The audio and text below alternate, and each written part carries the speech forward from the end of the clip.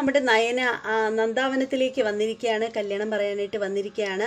ഇനി നന്ദുവിൻ്റെ കാര്യങ്ങളൊക്കെ അറിഞ്ഞ് മനസ്സിലാക്കിയിട്ടേ നമ്മുടെ നയന പോള് എന്നുള്ള കാര്യമൊക്കെ മനസ്സിൽ തീരുമാനിച്ചുറപ്പിച്ചാണ് വന്നിരിക്കുന്നത്. അപ്പോൾ നമുക്ക് ആ വീഡിയോയിലേക്ക് പോവാം. അതിന് മുമ്പായിട്ട് എല്ലാവരുടെ ആയിട്ട് ഒരു കാര്യം പറയാനുള്ളത് എന്താണെന്ന് വെച്ചാൽ, ഇത് ഒരു കുട്ടി വീഡിയോ ആണ്. ഇതിൻ്റെ ലെങ്ത് വീഡിയോ നമ്മുടെ ചാനലിൽ വന്നിട്ടുണ്ട്. അതായത് 22-ാം തീയതിയിലെ എപ്പിസോഡിൻ്റെ റിവ്യൂ ആണിത്.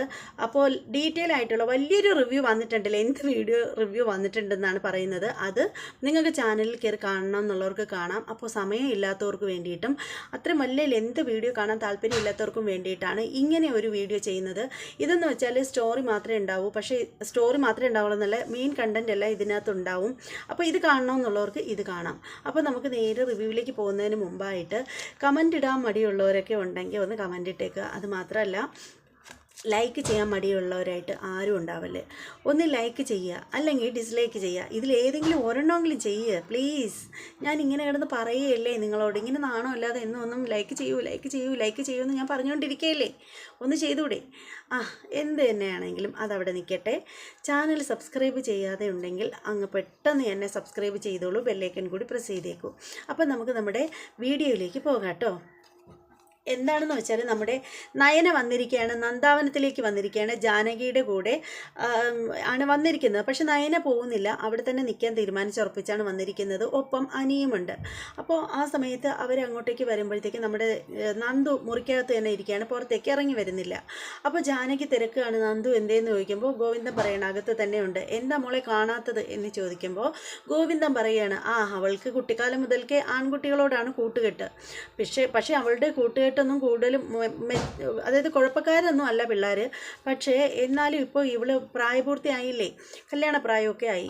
അതുമാത്രമല്ല, ഇവളെ കൂട്ടുകൂടാനായിട്ട് വിട്ടു കഴിഞ്ഞാലുണ്ടല്ലോ, അവന്മാരെന്തെങ്കിലും കുഴപ്പത്തിൽ ചെന്ന് ചാടിയാൽ അവിടെ ഇവളും പോവും തല്ലിനും വഴക്കിനും ഒക്കെ. എന്തെങ്കിലും മുന്നിൽ, അതായത് ഏത് കാര്യമായാലും മുന്നിൽ തെറ്റായിട്ട് കണ്ടു കഴിഞ്ഞാൽ അതിൽ നന്നായിട്ട് പ്രതികരിക്കുകയും തല്ലു കൊടുക്കാനും വഴക്കിനും ഒക്കെ ആയിട്ട് പോകും. അപ്പോൾ അതുകൊണ്ട് ഇപ്പോൾ ഞാനങ്ങനെ വീട്ടിൽ നിന്ന് പുറത്തേക്കൊന്നും വിടാറില്ല. അതിൻ്റെ ഒരു പിണക്കത്തിലാണ് അവൾ എന്നിങ്ങനെ പറയുകയാണ്. അപ്പോൾ അതേ സമയത്ത് നമ്മുടെ നയന അകത്തേക്ക് പോവുകയാണ്. എന്നിട്ട് നന്ദുവിനോട് ചോദിക്കുകയാണ്, എന്താ നന്ദു, വീട്ടിൽ ആളുകൾ വരുമ്പോൾ എന്താ ഇങ്ങനെ വീട്ടിനകത്ത് തന്നെ ഇരിക്കുന്നത്, പുറത്തേക്ക് വരാൻ പറയുകയാണ്. അപ്പോൾ നന്ദു പറയുകയാണ്, ഞാനിപ്പോൾ അങ്ങനെ പുറത്തേക്കൊന്നും വരില്ല ചേച്ചി, എനിക്കങ്ങനെ ആരെയും ഫേസ് ചെയ്യാൻ ഇഷ്ടമല്ല എന്നിങ്ങനെ പറയുകയാണ്. അങ്ങനെ നയന അതിനുള്ള കാരണങ്ങളൊക്കെ തിരക്കിയിട്ട് ഒന്നും പറയുന്നില്ല നന്ദു.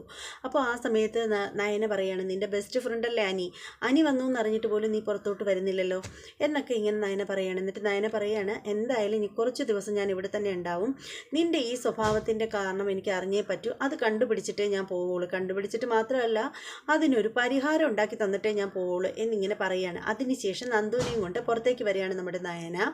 അതിനുശേഷം ജാനകിയോട് ചായ എടുത്തിട്ട് വരാമെന്ന് പറഞ്ഞ് അടുക്കളയിലേക്ക് നയന പോവുകയാണ്. അപ്പോൾ ആ സമയത്ത് നമ്മുടെ ജാനകി ഉപദേശിക്കുകയാണ്, നന്ദുവിനോട് പറയുകയാണ്, നന്ദു നല്ല സ്മാർട്ടായിട്ടുള്ള കുട്ടിയാണല്ലോ, നയന പറഞ്ഞത് കറക്റ്റാണ്. നന്ദു ഇപ്പോൾ ഒട്ടും ആക്റ്റീവല്ല. നന്ദു എന്തായാലും പഠിത്തമൊക്കെ നല്ല രീതിയിൽ പോകണം, പഠിച്ച് നന്നായിട്ട് ജോലിയൊക്കെ മേടിച്ചിട്ട് നല്ല പറ്റിയൊരു ചെറുക്കനെ കണ്ടുപിടിച്ച് വിവാഹം കഴിക്കണം എന്നൊക്കെയുള്ള കാര്യങ്ങളൊക്കെ നമ്മുടെ ജാനകി പറഞ്ഞു കൊടുക്കുകയാണ്. അതിനുശേഷം നമ്മുടെ നയന ചായ ഇട്ടുകൊണ്ട് വരികയാണ്. എന്നിട്ട് നമ്മുടെ ജാനകിക്ക് കൊടുക്കുകയാണ്. അങ്ങനെ ജാനകി ചായ കുടിച്ചുകൊണ്ടിരിക്കുകയാണ്. അപ്പോൾ തന്നെ ജാനകി അനിയോട് പറയുകയാണ്, എന്താടാ ഇങ്ങനെ വന്നിട്ട് നീ ബെസ്റ്റ് ഫ്രണ്ടിനോടൊന്നും മിണ്ടാത്തത്, നീ എന്താ വിവാഹം വിളിക്കാത്തത് എന്നൊക്കെ ചോദിക്കുകയാണ്. അങ്ങനെ നമ്മുടെ അനിയുടെ കയ്യിൽ നമ്മുടെ ജാനകി ലെറ്റർ എടുത്ത് കൊടുക്കുകയാണ്. ആ ലെറ്റർ കൊണ്ടുവന്ന് നന്ദുവിൻ്റെ കയ്യിൽ കൊടുത്തിട്ട് അനി പറയുകയാണ്, കല്യാണത്തിന് വരണം നന്ദു, കുറച്ച് ദിവസം മുമ്പ് വരണം എന്നിങ്ങനെ പറയുകയാണ്. അത് കേൾക്കുമ്പോൾ നമ്മുടെ നന്ദുവിന് വല്ലാത്ത വിഷമമാവുകയാണ്. നന്ദു വല്ലാത്തൊരു അവസ്ഥയിൽ നിൽക്കുകയാണ്. നന്ദു ഇങ്ങനെ ദയനീയമായിട്ട് അനിയെ നോക്കുകയാണ്. അനിയും തിരിച്ചതുപോലെ തന്നെയാണ്. പിന്നീട് എന്താണെന്ന് വെച്ചാൽ, നമ്മുടെ ജാനകി എല്ലാവരുടെയും യാത്ര പറഞ്ഞ് പോകാനായിട്ട് ഇറങ്ങുന്നതിന് തൊട്ട് മുമ്പ് നന്ദുവിനോട് പറയണം, മോളെ ഒരാഴ്ച മുമ്പ് നീ അങ്ങ് വരണം എന്നിങ്ങനെ പറയുകയാണ്. അപ്പം നന്ദു പറയണം, അങ്ങനെ പറ്റില്ല ആൻറ്റി, കാര്യം ഈ വീട്ടിൽ വേറെ ആരുമില്ല, അച്ഛനെ ഒറ്റയ്ക്കിട്ടിട്ട് വരാൻ പറ്റില്ല എന്ന് പറയുകയാണ്. അപ്പോൾ ജാനകി പറയണം, അതിനെന്തിനാ അച്ഛനെ ഒറ്റയ്ക്കിടുന്നത്, അച്ഛനെയും കൂട്ടി വന്നൂടെ എന്നിങ്ങനെ പറയുമ്പോൾ ഗോവിന്ദൻ പറയണം, അങ്ങനെ എനിക്ക് വരാനൊന്നും പറ്റില്ല, വീട്ടിൽ നിന്ന് അങ്ങനെ ഒരുപാട് ദിവസത്തേക്ക് മാറി നിൽക്കത്തക്ക രീതിയിലുള്ള ജോലിയല്ലല്ലോ ഞാൻ ചെയ്യുന്നത് എന്നിങ്ങനെ പറയുകയാണ്. അങ്ങനെ എല്ലാവരോടും യാത്ര പറഞ്ഞിട്ട് നമ്മുടെ ജാനകി അവിടെ നിന്ന് പോവുകയാണ്. അപ്പോൾ അതേ സമയത്ത് നമ്മുടെ അനന്തപുരിയിലാണെങ്കിൽ നമ്മുടെ ജലജ സിറ്റൗട്ടിൽ തന്നെ ഇങ്ങനെ കണ്ണും തള്ളിക്കൊണ്ടിരിക്കുകയാണ്. നല്ലൊരു അടിപൊളി സാരിയൊക്കെയാണ് പുള്ളിക്കാരത്തി എടുത്തിരിക്കുന്നത്. അപ്പോഴത്തേക്കിനും അവിടെ ഒരു പെൺകുട്ടി വരികയാണ്. അവർ സാരിയൊക്കെ കൊണ്ടുവന്ന് വീടാന്തരം കൊടുക്കുന്ന പാർട്ടിയാണ്. പക്ഷേ അവർക്ക് സത്യത്തിൽ അനന്തപുരിക്കാർക്ക് അവരുടെ സാരി മേടിക്കേണ്ട ഒരു കാര്യമില്ല. പക്ഷേ അവർക്ക് 10 പൈസ കിട്ടിക്കോട്ടെ, അല്ലെങ്കിൽ അവർ നന്നായിട്ട് ജീവിച്ച് പോട്ടെ എന്ന് കരുതിയിട്ട് അവരോടുള്ള സിമ്പതി കൊണ്ടാണ് അനന്തപുരിയിലുള്ളവർ അവരിൽ നിന്നും സാരി വാങ്ങിക്കുന്നത്. അങ്ങനെ സാരി കൊണ്ടുവരികയാണ്. അങ്ങനെ ഓരോരോ സാരിയായിട്ട് മേശപ്പുറത്ത് നിരത്തി വെക്കുകയാണ്. സിറ്റൗട്ടിലാണ് അവിടെ കിടക്കുന്ന ഒരു ടീപ്പോയുടെ പുറത്ത് ഇങ്ങനെ നിരത്തി വെക്കുകയാണ്. അട്ടിപ്പൊളി സാരികളാണ് എല്ലാം. അങ്ങനെ നമ്മുടെ ജലജ സാരി ഇങ്ങനെ എടുത്ത് നോക്കുകയാണ്. എന്നിട്ട് ചോദിക്കുകയാണ്, ഇപ്പോൾ കുറേ നാളായിട്ട് നിന്നെ കാണുന്നില്ലല്ലോ എന്നൊക്കെ പറയുമ്പോൾ, ഞാൻ നാട്ടിൽ പോയിരിക്കുകയായിരുന്നു എന്ന് ആ പെൺകുട്ടി പറയുകയാണ്. അപ്പോൾ കനക അങ്ങോട്ടേക്ക് വരികയാണ്. കനക സാരി കാണുമ്പോഴത്തേക്ക് ഭയങ്കര ആക്രാന്തം കനകയ്ക്ക്. ഓരോരോ സാരികളും ഇങ്ങനെ വെപ്രാളം പിടിച്ച് ഇങ്ങനെ എടുക്കുകയാണ്. അപ്പോൾ ആ സമയത്ത് ആദർശ് അങ്ങോട്ടേക്ക് വരികയാണ്. ആദർശ് പറയണം, അമ്മയ്ക്ക് ഇഷ്ടപ്പെട്ട സാരി മേടിച്ചോളൂ എന്നിങ്ങനെ പറയുകയാണ്.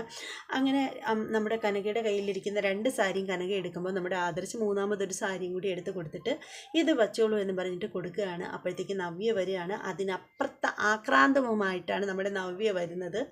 നവ്യ വന്നിട്ട് നവ്യയുടെ ആക്രാന്തം പിടിച്ച കൈകൊണ്ട് കിട്ടിയതെല്ലാം വാരി എടുക്കുകയാണ്. അപ്പോഴത്തേക്ക് നമ്മുടെ ജലജ ഇങ്ങനെ വഴക്ക് പറയുകയാണ്. ജലജ പറയുകയാണ്, ഓ എല്ലാം കൂടെ വാരി എടുത്ത് വെച്ചിരിക്കുന്ന കണ്ടില്ലേ എന്ന് പറഞ്ഞിട്ട് ജലജ വഴക്ക് കൊടുക്കുകയാണ്. അങ്ങനെ നമ്മുടെ നവ്യ സാരികളൊക്കെ എടുക്കുകയാണ്. അങ്ങനെ ആ സമയത്തിന് ആദർശ് പറയുകയാണ്, നവ്യയ്ക്ക് ഇഷ്ടപ്പെട്ട സാരി എടുത്തോ, പൈസ ഞാൻ കൊടുക്കാമെന്ന് പറയുകയാണ്. അപ്പോൾ ആ സമയത്ത് നമ്മുടെ ജയൻ വഴക്ക് പറയുകയാണ്. നമ്മുടെ ആദർശിൻ്റെ അച്ഛൻ പറയുകയാണ്, അതിൻ്റെ ആവശ്യമില്ലല്ലോ, അഭിയല്ലേ നിൽക്കുന്നത്, അഭിയുടെ ഭാര്യ വാങ്ങിക്കുന്നതിൻ്റെ പൈസ കൊടുക്കേണ്ടത് അഭിയുടെ ഉത്തരവാദിത്വമാണ്, അങ്ങനെയെങ്കിലും അവൻ്റെ ഭർത്താവിൻ്റെ കടമ ചെയ്യട്ടെ എന്നിങ്ങനെ പറയുകയാണ്. അങ്ങനെ അഭി പറയുകയാണ്, ഞാൻ കൊടുക്കില്ലെന്ന് പറഞ്ഞില്ലല്ലോ എന്നിങ്ങനെ പറയുകയാണ്. എന്നിട്ട് അഭി പൈസ കൊടുക്കാമെന്ന് സമ്മതിക്കുകയാണ്. അപ്പോൾ നമ്മുടെ ജലജ അവിടെ കോന്തരം വയ്ക്കുകയാണ്. ജലജ പറയുകയാണ്, പിന്നെ ഇവളുമാരുടെ വീട്ടിൽ നിന്ന് കൊണ്ട് തന്നിരിക്കുകയല്ലേ, ഇഷ്ടം പോലെ സാരിയൊക്കെ മേടിക്കുന്നതിനൊക്കെ പൈസ കൊടുക്കാമെന്ന് പറയുമ്പോൾ ജയൻ നന്നായിട്ട് നമ്മുടെ ജലജയെ തട്ടി വിലവ് ചെയ്യുകയാണ്. അപ്പോൾ അതേ സമയത്ത് നമ്മുടെ ജലജയ്ക്ക് ഹാലിളകുകയാണ്.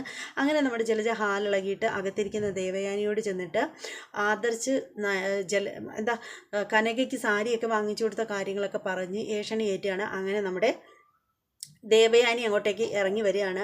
വരുമ്പോഴത്തേക്ക് ആകെ ദേഷ്യപ്പെട്ടാണ് വരുന്നത്. അപ്പോൾ ആ സമയത്ത് നമ്മുടെ പെൺകുട്ടി സാരി കൊണ്ടുവന്ന പെൺകുട്ടി 3 സാരി എടുത്തിട്ട് നമ്മുടെ ദേവയാനിക്ക് കൊടുത്തിട്ട് പറയാണ്, ഈ സാരി ആദർശ് സാറ് വിളിച്ച് പ്രത്യേകം പറഞ്ഞിട്ടുണ്ടായിരുന്നു, അമ്മയ്ക്ക് വേണ്ടിയിട്ട് 3 സാരി കൊണ്ടുവരണമെന്ന് പറഞ്ഞിട്ട് മോഡലും കളറും ഒക്കെ പറഞ്ഞിട്ടുണ്ടായിരുന്നു, അങ്ങനെ ഞാൻ കൊണ്ടുവന്നതാണ് സാരി എന്ന് പറഞ്ഞിട്ട് ആ സാരി ദേവയാനിക്ക് കൊടുക്കുകയാണ്. അത് കിട്ടുമ്പോൾ ദേവയാനിക്ക് വളരെ സന്തോഷമാവുകയാണ്. അപ്പോൾ നമ്മുടെ ജയൻ പറയുകയാണ്, ആദർശ് എല്ലാവർക്കും വാങ്ങിച്ചു കൊടുത്തല്ലോ, ഇനി നിൻ്റെ ഭാര്യയ്ക്ക് കൂടി സാരി വാങ്ങിച്ചു കൊടുക്കണം, ഓണമൊക്കെ അല്ലേ വരുന്നത്. അപ്പോൾ ആദർശ് നോക്കാമെന്ന് പറയുമ്പോഴത്തേക്ക് ജയൻ പറയുകയാണ്, നോക്കാമെന്ന് പറഞ്ഞാൽ പോരാ, നയനയ്ക്ക് ആവശ്യമുള്ള സാരി നീ തന്നെ വാങ്ങിച്ചു കൊടുക്കണം എന്നിങ്ങനെ പറയുകയാണ്. അങ്ങനെ നമ്മുടെ ആദർശ് സമ്മതിക്കുകയാണ്. അങ്ങനെ അതോടുകൂടി എപ്പിസോഡ് കഴിയുകയാണ്. എന്തായാലും ഇന്നത്തെ എപ്പിസോഡ് എല്ലാവർക്കും ഇഷ്ടപ്പെട്ട് കാണുമല്ലോ. അപ്പം എല്ലാവർക്കും വേണ്ടിയിട്ടാണ് ഇങ്ങനെ ഒരു വീഡിയോ ചെയ്യുന്നത്, എല്ലാവർക്കും വേണ്ടിയിട്ടാണല്ലോ. എന്ത് വീഡിയോ ഇഷ്ടമുള്ളവർ അത് പോയി കാണട്ടെ, സമയമില്ലാത്തവർ ഈ വീഡിയോ കാണട്ടെ എന്ന് കരുതിയിട്ടാണ് ചെയ്യുന്നത്. എല്ലാവരും കാണണം. നിങ്ങൾക്ക് വേണ്ടിയിട്ട് ഇത്ര കഷ്ടപ്പെട്ട് ഞാൻ വീഡിയോ ചെയ്യുമ്പോൾ ഒരു എപ്പിസോഡിൻ്റെ തന്നെ 2 വീഡിയോ ചെയ്യാമെന്ന് പറഞ്ഞാൽ വലിയ പാടുള്ള കാര്യമാണ്. അങ്ങനെ പോലും ഞാൻ ചെയ്യുന്നത് നിങ്ങൾക്ക് വേണ്ടിയിട്ടാണ്. അപ്പോൾ നിങ്ങളെല്ലാവരും ഒരു ലൈക്കെങ്കിലും തരണം, ഇല്ലെങ്കിൽ പോട്ടെ ഒരു ഡിസ്ലൈക്കെങ്കിലും വെച്ചിട്ട് പോകാം, അല്ലാതെ പിന്നെ എന്താ പറയുക.